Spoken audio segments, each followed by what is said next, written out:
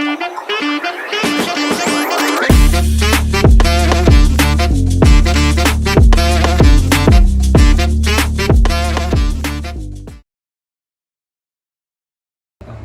warahmatullahi wabarakatuh. Waalaikumsalam warahmatullahi wabarakatuh. Terima kasih untuk Pak Hermawan untuk kesediaannya mampir ke podcast kita pada sore hari ini. Nah, sebelumnya perkenalkan dulu ya Pak, saya Hika Nusa Putra sebagai interview 1 ya. Nah, saya Salsaresta Azizah, saya interview 2.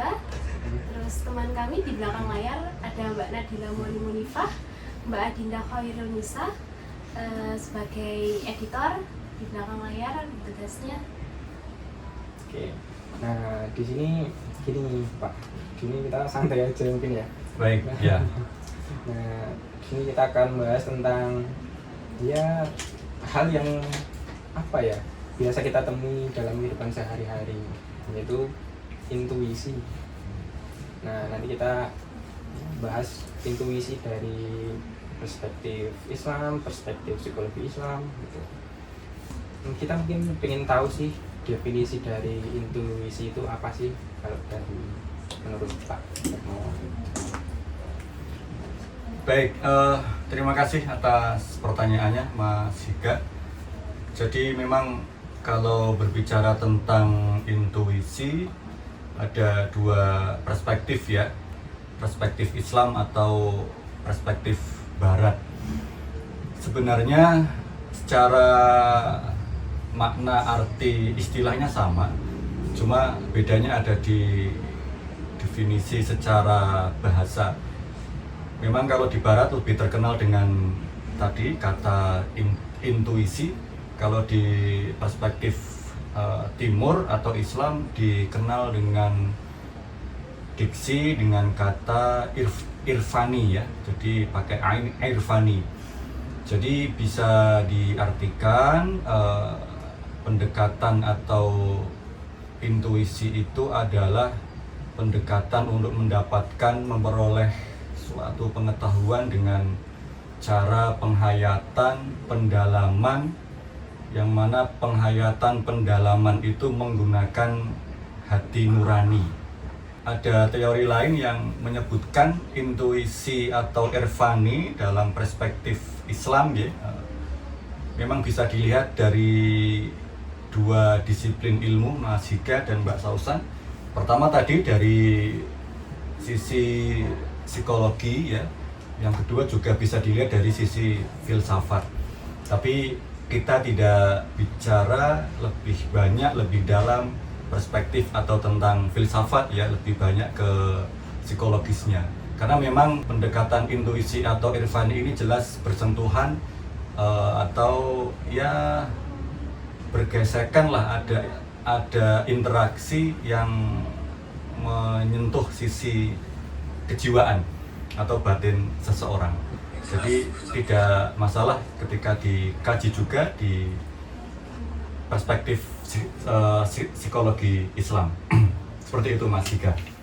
Gitu ya. Berarti tadi ada istilah dari psikologi Islam ya, irfani tadi ya. Iya, jadi bisa disebut juga dengan irfani. Dan kalau apa ya, perannya gitu dalam kehidupan sehari-hari itu intuisi itu atau irfani itu perannya seperti apa sih Pak? Jadi perannya jelas, kalau saya sambung dari awal, jadi tadi kan sesuai dengan definisinya adalah sebuah pendekatan untuk mendapatkan suatu pengetahuan ya. Jadi kalau perspektif lebih luasnya lagi ya, jadi tidak hanya dengan irfani tapi juga dengan pendekatan bayani dan burhani ya. Jadi maaf ini agak bergeser sedikit dari ranah psikologi ya. Jadi kalau bayani itu basicnya adalah teks Quran dan Sunnah. Tapi kalau burhani basicnya atau dasarnya adalah pengetahuan. Kemudian tadi yang terakhir ada irfani. Kemudian lebih banyak mana penggunaannya? Kalau perspektif psikologi lebih banyak ke burhani dan bayani. Jadi memang sangat susah untuk menggunakan pendekatan intuisi maupun pendekatan irfani. Susah, tidak sembarang orang bisa mendapatkan kecerdasan secara batin ya, kecerdasan secara rohnya, jiwanya susah. Jadi lebih banyak menggunakan dua pendekatan sebelumnya karena berkaitan dengan sesuatu yang berurusan dengan Allah, jadi ada kaitannya secara vertikal gitu. Itu kalau saya lihat secara psikologi Islam. Kalau menurut Bapak, apa sih perbedaan intuisi dan rasionalitas dalam mengambil keputusan di kehidupan sehari-hari? Kalau rasional ya memang hanya berdasarkan logika ya, hanya berdasarkan nalar-nalar yang mudah saja lah, berdasarkan pikiran dan pengetahuan yang dia dapatkan. Tapi kalau intuisi atau irfani ini sudah melibatkan hati nurani ya, sudah melibatkan jadi ya itu memang lebih sensitif dan nanti hasilnya pun jelas berbeda ya. Kalau dalam kehidupan sehari-hari kan kita selalu dapat masalah gitu lah, pasti ada masalah kan. Iya. Bagaimana sih peran intuisi itu, bagaimana kita mengandalkan intuisi itu dalam mengatasi masalah-masalah yang ada gitu? Baik. Jadi untuk menggunakan intuisi dalam rangka atau bertujuan untuk menyelesaikan masalah-masalah kehidupan yang kompleks, ternyata ada tahapannya. Pendekatan tadi bayani dan burhani. Jadi persiapan saja harus ada 7 poin Mas Higa sama Mbak Sausan. Jadi harus taubat dulu, harus ikhlas dulu, harus ridho dulu, harus sabar, harus zuhud, harus qanaah. Jadi ada level persiapan dulu sebelum nanti masuk ke step atau langkah selanjutnya. Menurut Bapak, faktor-faktor yang dapat mempengaruhi keberhasilan penggunaan intuisi dalam suatu konteks tertentu? Jadi faktornya yang dominan adalah tazkiyatun nafas ya. Karena intuisi ini menyentuh roh, menyentuh batin, menyentuh hati nurani, maka faktor utama yang mendorong keberhasilan sebuah pendekatan intuisi ya tazkiyatun nafas atau penyucian, pembersihan jiwa ya. Nah, kalau berkaitan dengan tazkiyatun nafas kan banyak, tidak hanya cukup dengan iman, takwa, tapi juga perlu tadi yang saya sampaikan ada taubat. Jadi memang harus bersih dulu, karena itu berkaitan dengan tadi ada sisi vertikal yang harus dibangun juga. Jadi faktornya adalah tazkiyatun nafas, membersihkan jiwa ya dari dosa-dosa, baru nanti masuk tahap selanjutnya. Jadi kalau begitu sebenarnya intuisi itu bisa dilatih juga ya? Bisa. Jadi dengan tadi 3 tahapan ya, jadi ada level persiapan dulu, tidak langsung kemudian dapat secara instan tiba-tiba, enggak.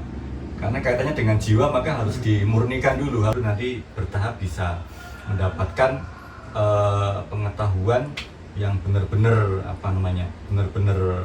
baik, benar, karena sudah bersih jiwa dan hati nuraninya.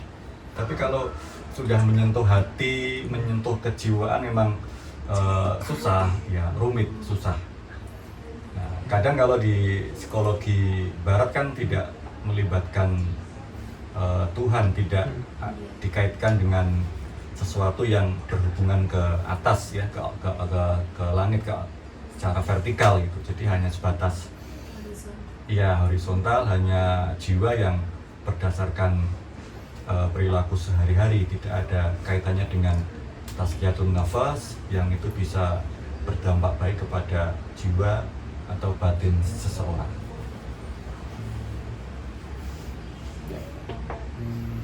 Sausan gimana? Dari penjelasan Pak Heru. Ya, cukup, ternyata setelah kita cari tahu dari Pak Hermawan, ternyata cukup rumit ya. Rumit. Dan yang tadi kelihatannya yang paling membedakan itu dari segi itu ya, vertikal horizontalnya itu ya. Kalau dari segi tulisan kan ada sisi hati terus ke Tuhan gitu ya. Kalau dari barat kan kelihatannya kurang ya. Ya, dan saya kira itu tidak hanya di perspektif atau disiplin ilmu psikologi saja. Semua disiplin ilmu kalau sudah masuk ke ke ranah Islam pasti ada kaitannya dengan apa yang vertikal ya, bahkan juga berkaitan dengan masa depan atau kita menyebutnya dengan akhirat. Jadi ada orientasi ke sana gitu. Jadi tidak hanya semata-mata sampai di dunia, tapi juga berorientasi ke akhirat juga. Jadi itu yang membedakan berbagai macam disiplin ilmu ya, perspektif barat dan Islam. Kelihatannya dapat sedikit gambaran yang tentang apa itu intuisi dari pendekatan Islami sama pendekatan barat ya, dunia barat tadi. Sepertinya dari kami cukup sih. Terima kasih untuk kesediaan dan waktunya Pak Hermawan sudah mau menjadi narasumber di acara ya, bincang-bincang santai kita ini. Ya, sama-sama. Bincang sore hari. Oke, sebelumnya terima kasih sekali lagi. Saya juga mohon maaf, Sausan juga kalau ada satu salah kata, hal-hal yang kurang mengenakan bagi Pak Herman, kami mohon maaf. Baik. Terima kasih. Kami pikir cukup ya. Sekian, terima kasih. Assalamualaikum warahmatullahi wabarakatuh. Waalaikumsalam warahmatullahi wabarakatuh.